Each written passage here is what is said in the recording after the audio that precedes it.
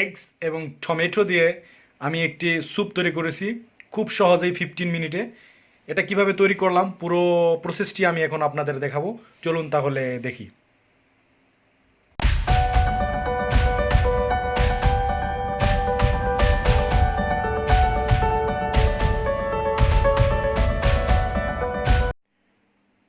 স্যুপটার জন্য আমি এখানে নিয়েছি একটি স্প্রিং অনিয়ন।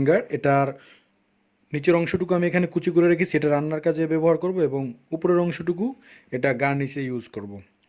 আর এখানে আছে সামান্য একটু রসুন কুচি, এখানে আছে গ্রিন চিলি, এটা আপনি স্বাদ মতো কম বেশি দিতে পারেন। আর এখানে আছে 1 কাপ, হাফ কাপ পানির মধ্যে 2 টেবিল স্পুন কর্নফ্লাওয়ার। এখানে আছে 2টা ডিম, আপনি এটা কাঁটা চামচ অথবা একটা হুইস্ক দিয়ে এভাবে মিক্স করে নিতে পারেন। আমার বাটি ছোটো, এই জন্য আমি কাঁটা চামচ দিয়ে নিয়েছি। তো খুব ভালোভাবে মিক্স করে নেবেন। আর এখানে আছে ছোট একটা টমেটো।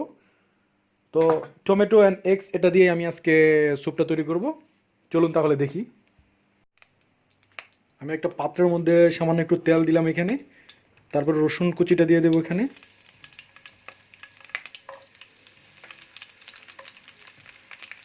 এটা কিছুক্ষণ আমি ফ্রাই করব, 1 মিনিটের মতো। 1 মিনিট পরে আমি পেঁয়াজের নিচের যে অংশটা, পেঁয়াজ গাছের যে নিচের অংশটা, স্প্রিং অনিয়নের যে নিচের অংশটা কেটে রেখেছিলাম ওটা দিয়ে দিলাম।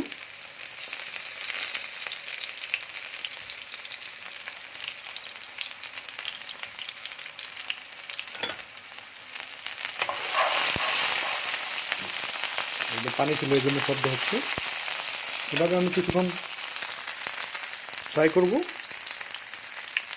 30-40 সেকেন্ডের মতো। তারপর আমি এর মধ্যে টমেটোটা দিয়ে দেবো।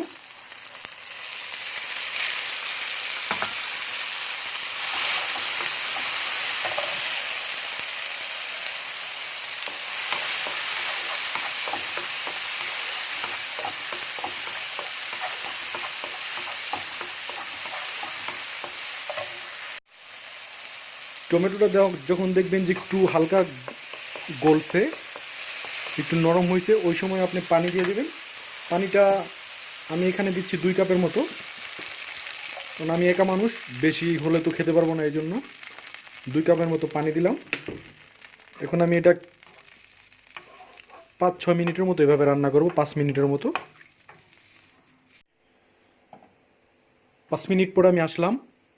এখন আমি এটার মধ্যে একটা স্ট্রোক ব্যবহার করব। আমরা যেহেতু এখানে চিকেন অথবা কোনো এখানে বাজারে যে স্ট্রোকগুলো পাওয়া যায়, আমি এখানে একটা চিকেন স্ট্রোক একটা পিস ব্যবহার করতেছি, এটা দিয়ে দেব।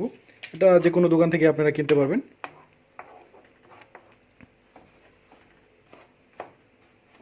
এটা ভালোভাবে মিক্স করে দেব।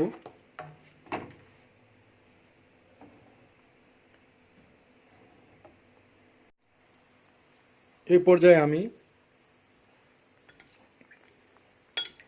পর্যায়ে আমি কর্নফ্লাওয়ারটা আস্তে আস্তে এটার সাথে মিক্স করে দেব।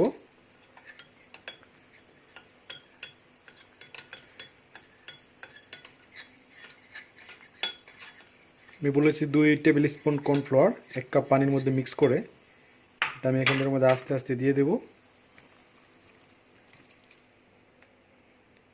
দিয়ে এখন সুন্দর করে এটা নেড়ে দেব।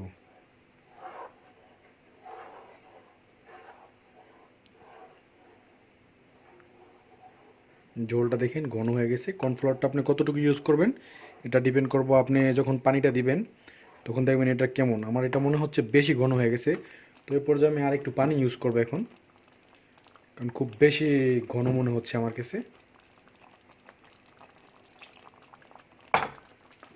আমি একটু পানি দিয়ে দিচ্ছি।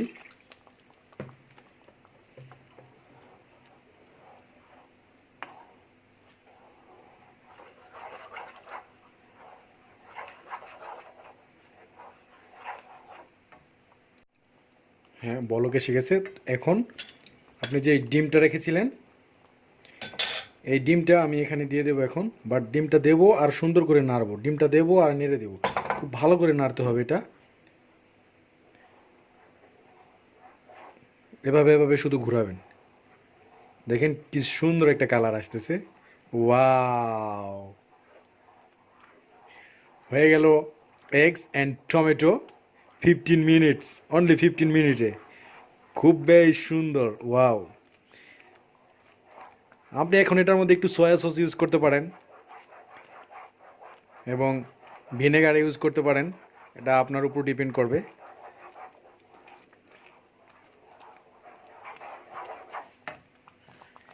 শীতের দিনে এই স্যুপটা খেতে যেমনই হেলদি, যারা হেলথ কনসিয়াসড তাদের জন্য খুব কম সময়ে এবং কম খরচে অলসো আপনি এটা বাসায় বানিয়ে নিতে পারেন। খুবই সুন্দর হচ্ছে, দেখেন কালারটা কি সুন্দর আসছে। তো এখন লাস্ট মোমেন্ট আমি এই পর্যায়ে পরিবেশন করব। তার আগে আমি গ্রিন চিলি এবং